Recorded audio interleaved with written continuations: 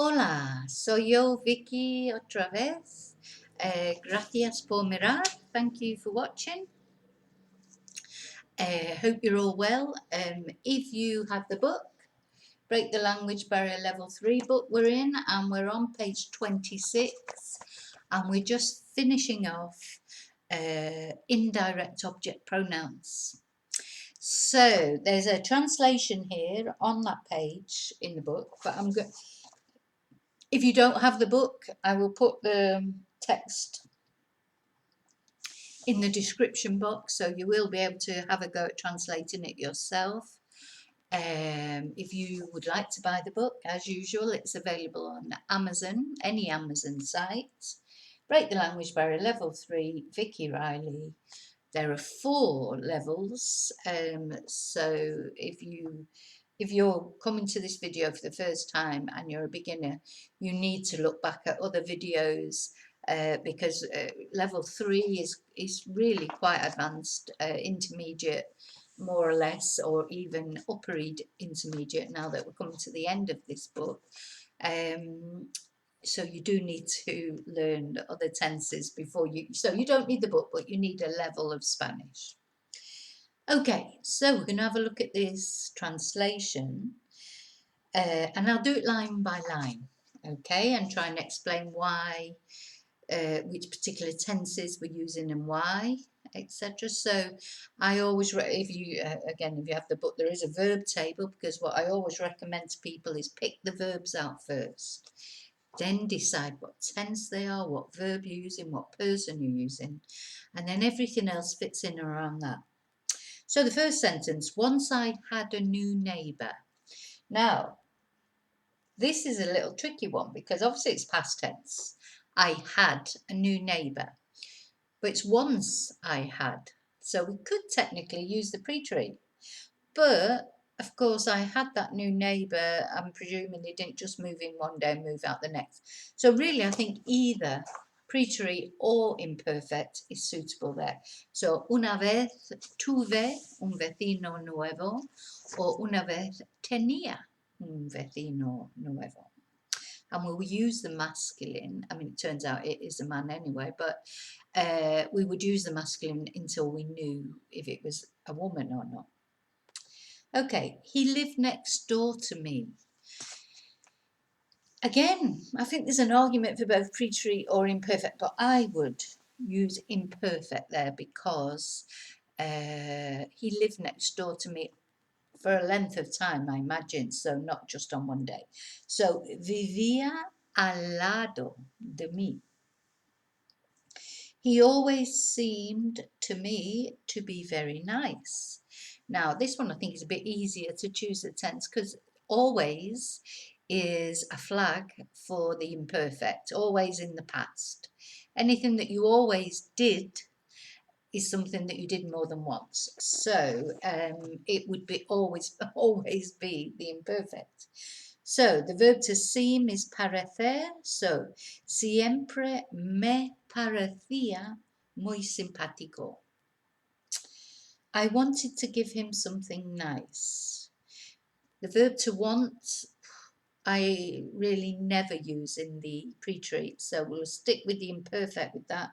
A verb of desire is difficult to put a particular point in time on. So, quería darle, or, yes, no, it has to be let, because now you might be thinking, oh, I'm going to give him, so it's direct object. No, because the direct object is what you're going to give him. So him, that in that case, is the indirect object. So, quería darle algo bonito or simpático.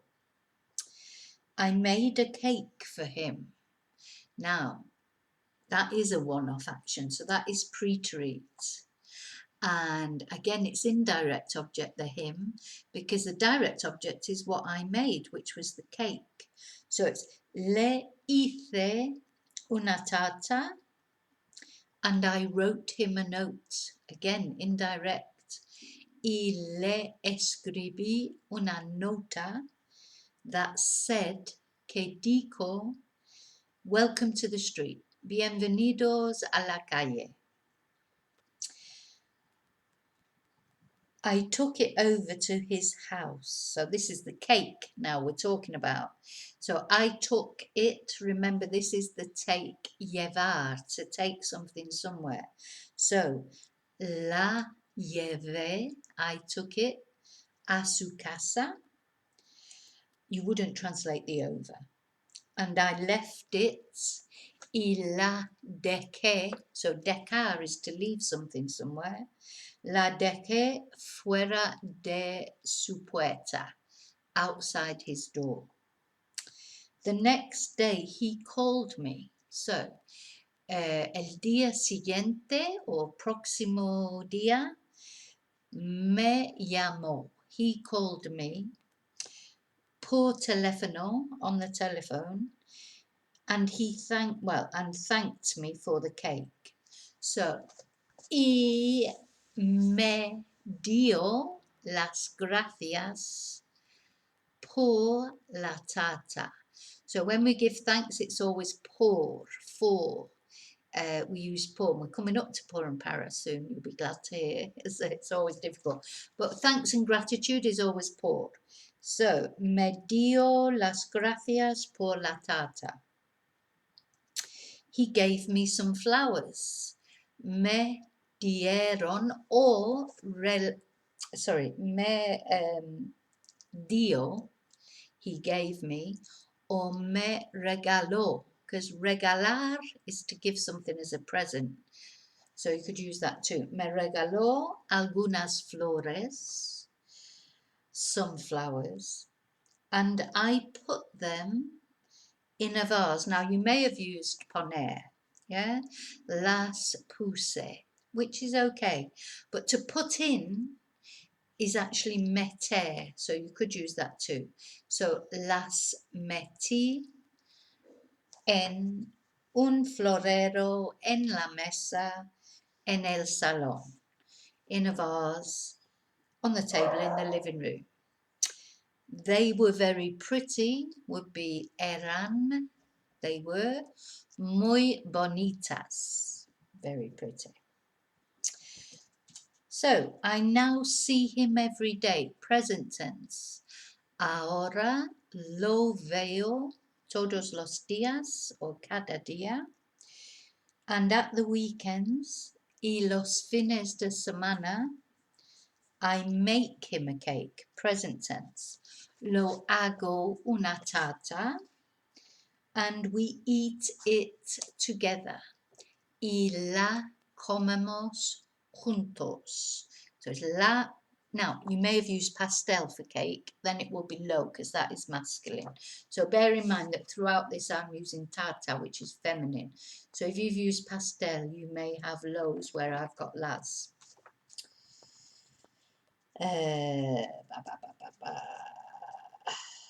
So, every Sunday he buys flowers for me. So, cada domingo o todos los domingos me compra flores. And he brings them to me. Y me las trae.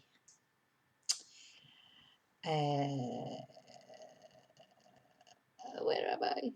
I put them in a vase and I take it into the living room. Las pongo o meto en un florero y lo llevo al salón. He says that he gives me them. So dice que, he says that, me las da o me las regala, because when I made him that cake, porque cuando le hice esa tarta o ese pastel, mejoré su vida. I improved his life. I want to improve it for him forever. So we've got two pronouns here. Quiero mejorársela. It's la because it's vida, which is feminine. Quiero mejorársela para siempre. Now, we've also got a conjugated verb there with quiero, so we could say Se la quiero mejorar para siempre. It was a good day for me. Fue un buen día para mí when he came to live on my street. Cuando vino a vivir en mi calle.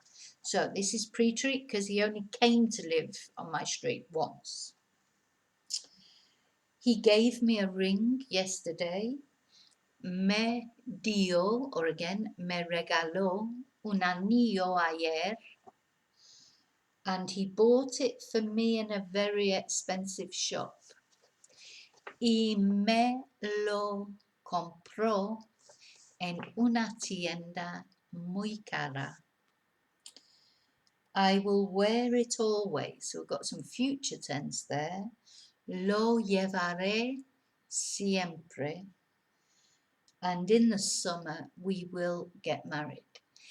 Y en el verano, nos casaremos. Futuro, nos casaremos.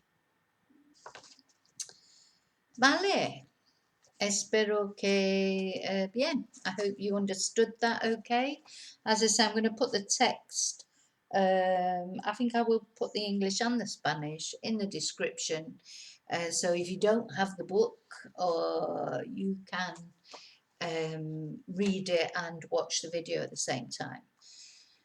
But don't forget, you want to buy the book or any of the levels, they're on any Amazon site. If you put in Vicki Riley, Break the Language Barrier, the books will come up.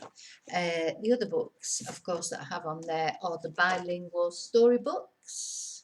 So these are in both Spanish and English. Princess Tia's Great Adventure, Rocky the Rebel or Rocky el Rebelde, and Duque el Rey y Peter el Tonto se van de vacaciones. So these are good for adults or children. For adults, for the tenses and vocabulary, etc., because you've got the English and the Spanish next to each other. So I think they're very good for learning how stories are put together, you know, in Spanish. And of course, they're nice for children as well. So if you have any children, it's a good idea to read them out loud and learn together. That's certainly how I learned a lot of Spanish many years ago when my son was young, and when I came here to Spain, I was determined to learn Spanish because I just thought I can't live here unless I can speak Spanish. And I used to read books every night when he went to bed in Spanish. Most of the time I didn't understand what I was reading, but I think we learn a lot that way, and especially if it's a book that you're familiar with, like Three Little Pigs or any of the traditional stories. If you get them in Spanish in any sort of Spanish bookshop, at least you know the story, so you do know what's happening. But that's why these are good too, because you have the English and the Spanish next to each other, so you can compare them directly. Other things that you'll find down there in the description box are all my contact details, all my links to Facebook pages. I have a blog, and I do Zoom classes, etc. And the good news is in September I've now released dates for starting with the conventional classroom courses again, the intensive courses. So muy bien. So if you've found the video useful, as usual, please give me a thumbs up, because that really does help me out, so I know, you know, it's nice to get some feedback, to know that people have found the video useful. Thank you to everyone who's bought a book, liked one of my posts, liked one of my videos, subscribed.